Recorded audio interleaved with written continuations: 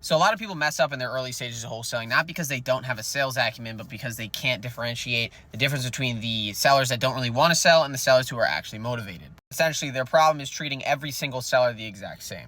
And in my opinion, the whole entire game will change entirely for you when you start to understand each and every different stage that your seller's in mentally. And there's really only 3 different types of sellers. And if we start off with the first one, it is the unaware seller, which really has no real intent of selling. The second kind would be the curious seller, which is kind of just exploring the option, but hasn't really taken any action. And the third kind is the ready seller, which is someone who's totally emotionally done with the property. And if you came in and provided the correct solution, they would be ready to let it go almost instantly. And if we break down each seller type, you'll realize that the unaware seller kind of just needs space, curiosity, light questions, no real pressure, just kind of gauging what their long-term play is with the actual property. Curious sellers are kind of open, but they're hesitant, so they need someone who's actually listening and looking out for their best interest. Asking things like what's been holding you back from selling in the first place instead of just jumping straight into the condition of the property is going to take you so much further with this kind of seller. And then the ready sellers kind of just need that clarity because they've already emotionally made a decision to let go of the property. They're just now looking for their exit. And at this point, they've kind of went and started searching for someone to lead for them and help them get out of the situation.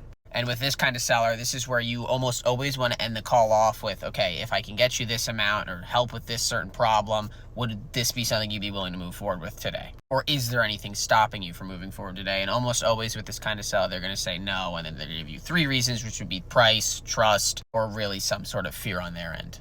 And then that all just kind of circles back to your sales acumen and how you're going to actually pre-handle those objections, et cetera, et cetera. But I think the overall issue here that we're creating a solution to within this video is the fact that you're either pitching too early or waiting too long to actually execute on an offer, which from my experience is how you burn the good deals and kind of let go of good leads. So please, if there's anything you walk away from this video with, it's understanding that it's not always about being smooth within sales or wholesaling specifically. Sometimes it is literally just about understanding where someone's at mentally and then just meeting them there. And once you kind of develop this skill, you're no longer just second guessing and this all becomes 10 times easier. And then your confidence is going to boost up too.